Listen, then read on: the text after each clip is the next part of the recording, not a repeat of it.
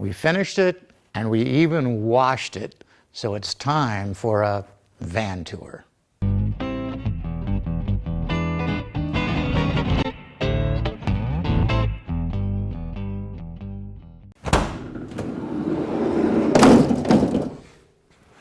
Lights. We've got interior lights on a dimmer here. I've got exterior lights too. The top one's amber, so I can turn it on at night in a campground and not blind all the other people in the campground or draw attention to myself. The bottom one's a bright light, so I can really get some light out here. Then stepping inside, and by the way, this is a three-way switch too. We'll talk about that in just a minute. You can turn it on from here. You can dim it or brighten it from here. And you can also shut it off in the bedroom area, which we'll look at in just a minute. So the first thing, since we just walked right by it, is the extension for the countertop. And I made this little support that slips into a mortise right in the side of the wall here to support this countertop, so it gives me an enormous amount of space for the kitchen. Then I latch that down with this little Coca-Cola latch here. Right here, little latch to latch this door and these two drawers.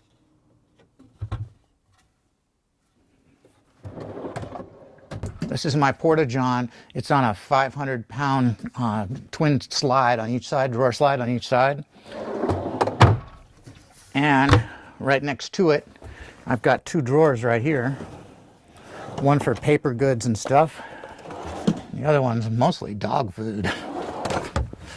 And underneath this cushion, I've got a little kind of support right here that I store for my dog bed that fits underneath on top of the passenger seat. And there's a couple of deflectors in here that I made that you'll see in just a minute. They're for the stove. And let's take a look back there right now. So here you can see the whole kitchen. I've got the cooktop right here. And the cooktop's pretty close to the wood back here that's flammable. You know, it's combustible, not flammable. And it's pretty close to the frame on my bed, too. So I made both of these deflectors. And they're secured with magnets. So this one I can set in this way, or I can set it in this way, all depending upon what I'm cooking. But it's real easy to remove them and store them once I get on the road. I have two burners, and then I also have a little breadboard or cutting board right here. I have an ileostomy, so I use this breadboard or cutting board when I'm changing my appliance, and I have all this extra counter space so that when I get out of the shower, which is right here, it's real easy for me to get my stuff done. The shower is really handy. The van has a continuous hot water, on-demand hot water, fired from a propane tank. And you can take a shower in here for as long as you want, but you only have 26 gallons of fresh water to work with. So I kind of try and keep the showers short. While we're here looking at the shower, check out the base here. This is the shower pan that I made out of black oak, one big slab that I routed out with a router and a sled. And I've got a linear drain in here. And this little bump out is actually the wheel well that comes out and projects into the shower a little bit. Doesn't get in my way when I'm in the shower, but you know, that was the best way of getting the shower into here. And there's a dam that runs all the way around the shower. You can see the wood, and the PVC actually comes over the top of that dam, so this can never leak. We checked out the shower pan. Now take a look at the shower curtain rod. I laminated this and bent it out of some wing A, strips of wing A, and that way the shower curtain can pull all the way around, and all the water that comes off of it drains right into the shower pan. I rarely get any water inside the van at all. Pretty handy. The shower is also handy for a lot of other things. If I'm fishing and come back to my truck at night and it's cold or wet, I take my waders, I bring them in here, and I just hang them right here and let them drip right into the shower pan. That way when I get up in the morning, they might be wet, but they're not freezing cold from leaving them outside or something. I also use the shower for storing stuff, incidental stuff, and extra vegetables and things like that in a little cooler bag. So it's really handy having this. It's almost like a little storage area on top of a really usable shower. Since we're right here on the bench, This is the little sensor for the solar system, which is all from Tiny Watt Solar. It's just awesome. This is so cool. Push the button once and it looks like an old Pac-Man game or something. But we're plugged into the shore power. So you can see shore power coming down. These little Pac-Men are coming down and then they're traveling over to the battery system. At the same time, we're drawing a little bit of DC power for all the lights and stuff. So you can see the little voltage or whatever, you know, the wattage kind of traveling over, the little dots traveling over to the DC power system too. The photovoltaic system, the solar collector up on the roof of the van, it's not generating anything right now because we're inside. It's not exposed to the sunlight. If it were, you'd see it generating power coming across as well. So it's a really cool sensor. It tells you exactly what's going on with your system. Now I got a totally different sensor over here. So this tells me everything I need to know about the water system. This is my freshwater tank. It's at 75%. And as I said earlier, it holds about 26 gallons. And this button is for black water, but it's really my gray water tank. I don't have a black water tank. And it's at 21%. So this sensor really pretty much tells me everything I need to know about my water before I leave for a road trip and while I'm on the road trip too. And you'll notice we've got outlets, 110 outlets and everything that'll run off the inverter anytime we need to run 110. This one's here so I can charge my computer while I'm working at the desk. And here's also my little lagoon table. This is a piece of mesquite, and this swivels out and becomes the dining table and the desk for my computer. If I want to work at my computer and edit video or photographs or write or something, is a really comfortable spot to sit in. The shower is all lined with PVC, so it's totally waterproof. And the PVC beadboard kind of sort of matches the VG Doug Fir beadboard that I installed all on the ceiling and the walls. And then down the center of the ceiling, I installed a strip of Purple Heart. I was going to use Wing A, but it was just too dark, too black. So we used Purple Heart in here, and I have all of my speakers for my stereo system and all of the lights down the center of the van as well. So since we're up looking at the ceiling, let's check out the cabinets. The cabinet on this side is pretty much for bathroom supplies and linens and stuff. And you'll notice that all my doors swing down, all the upper doors swing down. That way, when I want to get to something, I can use the door as a shelf. And it's really handy when you're looking through to the back of a cabinet. Like this cabinet, this is my pantry. And I'm able to pull stuff out, leave it on the door, so I can get into the back and find what it is that I'm actually looking for. And this cabinet back here is for all of my clothing. So I've got room in here for really everything. All of the excess clothing and stuff I shove up into the into the front. This is what I call the headboard shelf for all the excess storage. I've got my coats and an extra towel and, you know, some slippers and some shoes and stuff up in here. And also, this is also the kind of curtain rod for my blackout screen. This is held back by a little strap, and I can pull this across to black out the back of the van from the front to hold back like heat or something, or the, you know, sunlight and everything like that. So it's pretty comfortable to live in. I have one of the curtains on the right side too. So this curtain pulls across and comes all the way across the door opening to the behind the sink. And that way I can leave that door open and get fresh air in here without a lot of bugs. And I've got privacy as well. This is a little three-way latch.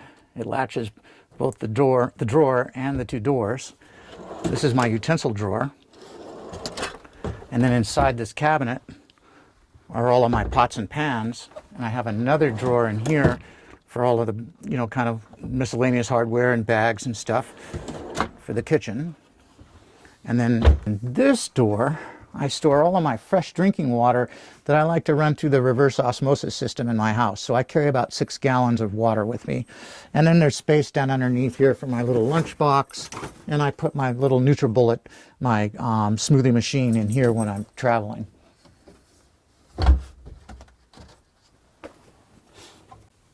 So since we're here in the kitchen, let's check out the sink.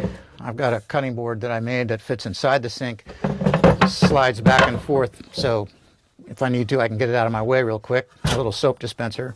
And you can actually take a shower out here if you need to. But the shower in here is much more comfortable, and it's a super deep sink, a really big one, because I learned with my Volkswagen Eurovan that had a little tiny sink that you really need a big sink, not just for doing pots and pans, but for washing all kinds of stuff that you need to do while you're on the road. We put in a lot of outlets. There's a 30 amp outlet here and a 20 amp here and a bunch of 12 volt outlets right in here too, and all of the lights inside are on dimmers. So we've got a bank of lights underneath this cabinet. I've got a bank underneath this cabinet here, and there's a bank on the ceiling right here back in the bedroom. So it's really well lit, but there's a lot of dimmers. Every single one of them, every light circuit has a dimmer on it, so you can get the lights down really low where you want them at night. Now back here is my refrigerator. I opted for an upright, and it's a really nice one. It's got a little freezer section in it, so I can have frozen berries for my smoothies and stuff, and frozen food. It takes up very little space. It doesn't use very much electricity. It's not quite as efficient as a chest-style Dominic's freezer and refrigerator, but it works just great for me. And underneath it, what looks like a little cabinet is actually a little step stool. The legs fold out, so you can step on this stool to get up onto the bed. The bed's a little bit high, so you really need the stool, but I had to elevate the bed this much because I needed the space for my refrigerator, and behind here is my water tank, so I needed the space for the water tank too. This is the bed. In case you didn't figure it out, I designed this whole kind of van conversion around my personal size. I'm 5'7", and I just fit inside of here. If I need to stretch my legs out, I'll put my head at this end of the bed and my feet at that corner, so I'll kind of sleep in here diagonally, sort of. But it's really comfortable, and it's nice having this window right here. You can open the window and get good ventilation right across the bed. And in addition to that, you can open the skylight right here. So I can pop the skylight open, and at night, if I want to, I can slide the bug screen across so I don't get bugs in here. During the day, if I want to take a nap and I want it dark in here, I can slide the blackout screen across, which is really handy, and still get really nice ventilation, especially once I turn the fan on. My fan is right here, right behind the skylight, and it works off of the remote control, opens automatically, and is adjustable. The speed is adjustable too. So all I have to do is punch these buttons and it'll pick up speed,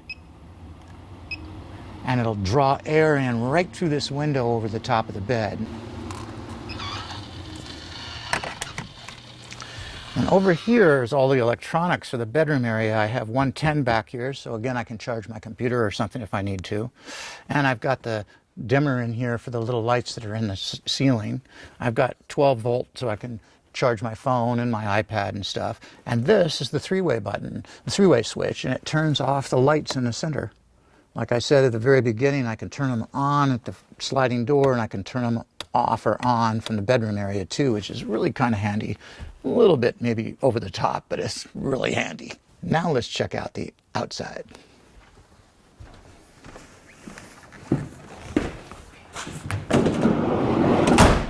So this is the propane locker.